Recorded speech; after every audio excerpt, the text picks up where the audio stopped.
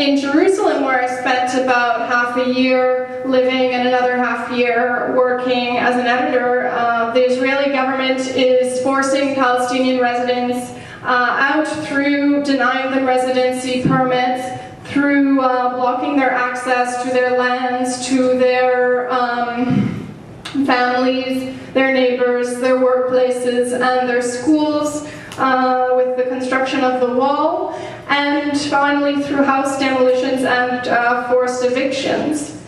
When I was living in Jerusalem in the fall, one young man who had gone to study in Europe was denied his Jerusalem residency upon his return, and then he fought it at the court level by appealing for the right to family reunification. However, he lost the appeal, and the government actually forced him to pay the legal costs that the state incurred during the court hearing. And across East Jerusalem, Palestinians, as you probably know, are being evicted from their homes and having their homes demolished. And in one neighborhood in Sheikh Jarrah, where I spent a lot of my time last summer, a relatively new struggle has begun, which started actually with the eviction of Mrs. and Mr. El-Kurd in November 2008. And 2 weeks later, Mrs. El-Kurd's husband died as a result of stress from the eviction, leaving her a widow and living in a tent next to her home. And this tent actually became an epicenter for protests against eviction in Sheikh Jarrah. And the tent, of course, was numerous times was evicted by border police as a result. Sheikh Jarrah is just a few blocks away from Damascus Gate to the Old City, and it connects Palestinians to the Old City and other neighborhoods in East Jerusalem. And it's also just a few blocks away from the armistice line between East and West Jerusalem. And many Palestinian residents in Sheikh Jarrah have been living there actually for over 50 years.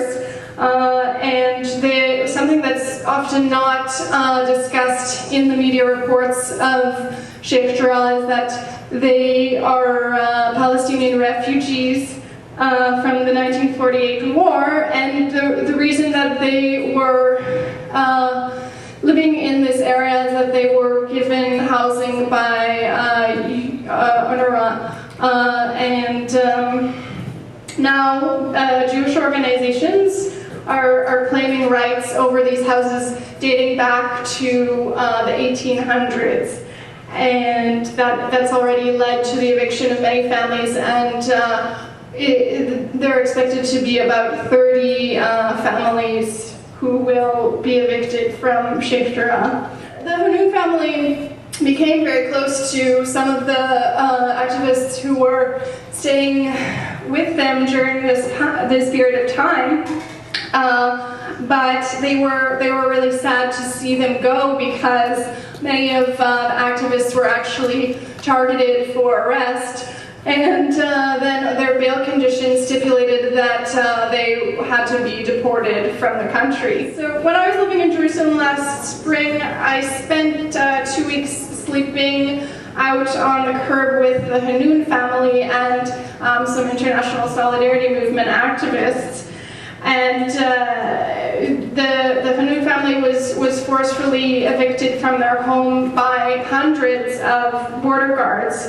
And the area around their home then became something like a military zone, where jeeps and police cars were stationed 24 hours a day, and guards were keeping a close watch on the area, frequently blocking off road access to anyone who might want to get through, including the people who live there. protests in Sheikh Jarrah actually often ended in this way, with somewhere between 1 to 15 people maybe being arrested, and often they were internationals or Jewish Israelis who were supporting the struggle there.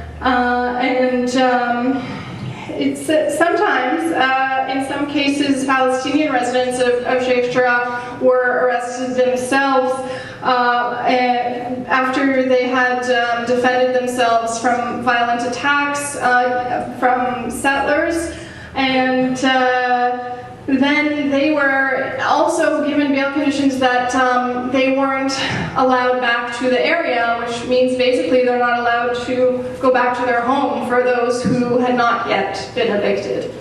And this tactics that the police have used since then has been in targeting organizers of protests for arrest, and then giving them similar bail conditions where they're not allowed to go back to the area for a few weeks. This actually resulted in Rabbi Eric Usherman, who works with Rabbis for Human Rights, being arrested, and another Jewish Israeli activist being arrested in his parents' home in a nearby settlement.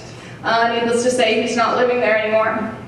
So, within Israel's 1948 borders, the Israeli citizens of Palestinian citizens of Israel are also fighting for their lands and rights. And over the last few years, the settlement movement, fuming from Israel's disengagement from Gaza, has taken a new strategy of populating mixed cities inside Israel, and including where I'm now based in Jaffa. And this has actually led to the establishment of a nationalist yeshiva in the heart of the last majority Palestinian district in Jaffa, Ajami. It also resulted in clashes between youth from the West Bank settlement of Kiryat Arba, who are on tour in Jaffa, and the local Palestinian community. But the most egregious violation of human rights has been that the Israeli courts have actually upheld a decision to allow the construction of an apartment complex exclusively for religious Jews, and that Palestinian citizens of Israel will not be allowed to rent there. Was arguably the most important port city in the Arab world. Now it basically has a minority Arab population, when over 90% of the population was expelled from Jaffa in the 1948 war. And now, after the unrest that followed the flotilla killings, Jaffa activists of Palestinian descent are being targeted by police who frequent that community. And from the Israeli media, you get a different picture of these struggles, and in the case of Jaffa, it's often depicted as just a racial or ethnic dispute. Then the history is completely left out of the story, and reporting on events such as Gaza solidarity protests in Jaffa leave out that a major percentage of Jaffa residents have relatives in Gaza. And Israeli journalists, for the most part, are unaware of actually what's going on in the occupied territories, because the reporters don't go there. And if they do go to the West Bank, it's to report on what's happening in Jewish communities in the settlements.